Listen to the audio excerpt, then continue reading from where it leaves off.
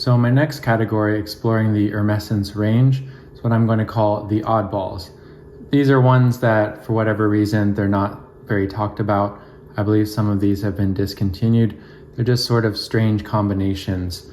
But like everything Jean-Claude Elena does, it's done with a light touch. I would say there's nothing really super challenging here, but these are just maybe stranger combinations. They work great as sort of an artistic experiment in combining ingredients, but I think maybe some of these just don't wear great like a perfume, but they're lovely smells. So here's my Hermes oddballs. The first one, we have Vanille Galante. This is a really interesting vanilla. I'll spray some today. I'm usually not a big fan of vanilla because I usually don't like overly sweet things, and oftentimes vanilla is paired with a lot of sweetness. But this is a very fresh kind of springtime vanilla. It's got a certain greenness at the beginning, a certain like almost sappiness to it. But the vanilla really goes into like this vanilla custard territory, which is really interesting. The color of the bottle I think is perfect as usual. It really reminds me of this kind of yellow custard type smell. There's definitely sweetness there, but there's no heaviness, there's no syrupiness at all. Yeah, again, it's fairly simple and light, although I noticed that the dry down lasts quite well, but that's pretty much it. If you combine sort of green freshness, think of like white oozing sort of tree sap, crushed leaves, with a custardy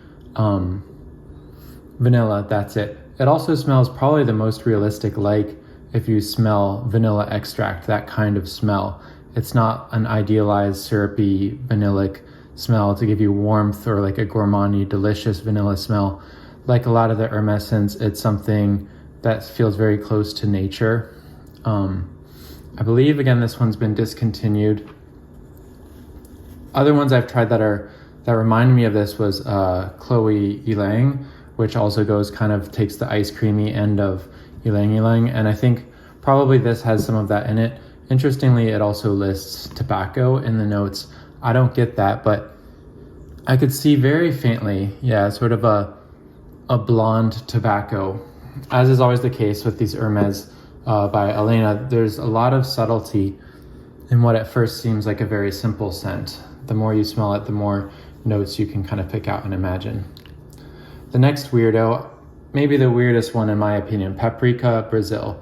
Paprika, again, here refers to the word for pepper, like bell pepper, not the spice paprika, although I suppose they're related.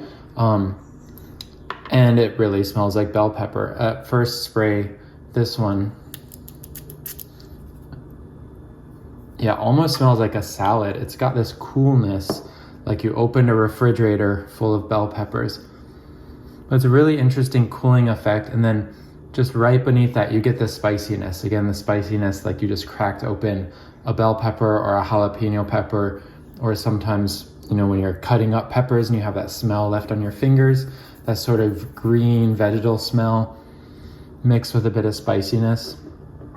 But it takes a weird turn then, and the base is a beautiful iris. This creaminess starts to come up the bottom, and it dries down to a really nice iris. Again, I think this one's super interesting. Sometimes, again, doesn't necessarily smell like a smell that I want to smell like, but it's a smell I enjoy smelling. Sorry, I said the word smell 15 times. But yeah, I really appreciate Hermes for kind of letting Elena do whatever he wanted with this Hermescence range. I can't imagine like more than 5 bottles of this selling a year. Who knows? Maybe some people, this is their signature scent. But I just can't imagine someone walking into a Hermes boutique, trying the fragrances and deciding on this one, unless, again, like us, you're really into fragrance and you're kind of into these interesting experiences, or a completionist wanting to have the whole set. But I believe this one's been discontinued. And then another one, Brin de Reglisse, easy for me to say, Brin de Reglisse.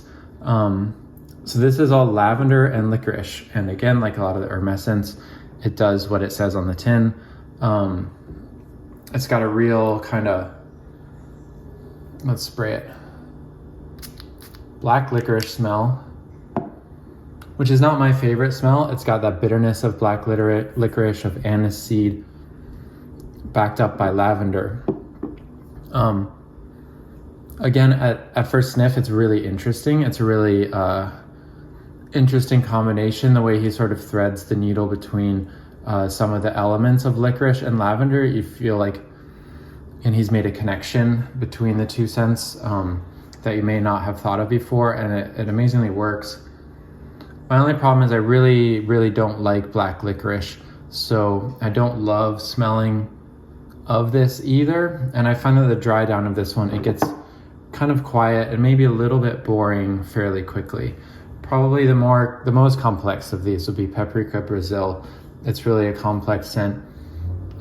It's hard to describe.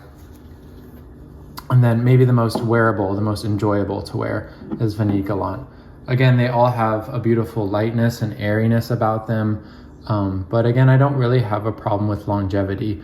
I find that while they stay airy, anytime I've worn these, I can smell it still by the end of the day. I still get wafts here and there, and that's what I like a perfume to do. So I'll just give one more smell. Yeah, Vanille Galante is getting more creamy, a little bit floral. And yeah, I just think of white sap custard, but not too sweet and not heavy at all. Paprika Brasil.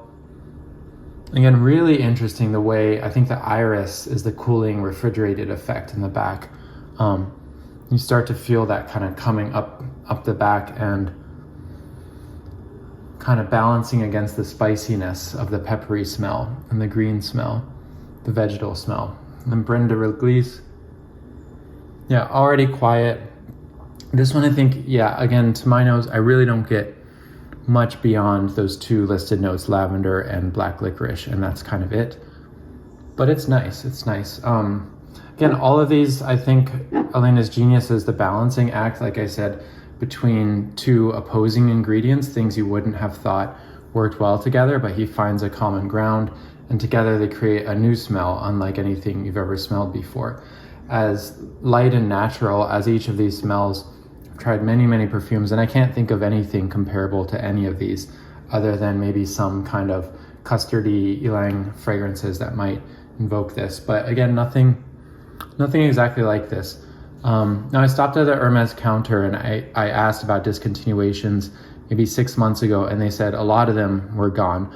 But I think a lot of times you get bad information. They're just not restocking them themselves, so they tell you that it's discontinued, or they want to pressure you to buy a bottle.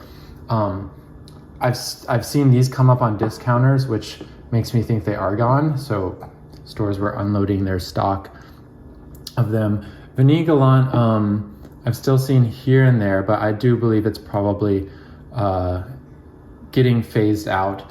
I used to really appreciate Hermes for keeping this whole entire line by Elena in production, because again, I think a lot of these probably don't sell very much, but I think it was a testament to their belief in the artistry that they keep the set whole.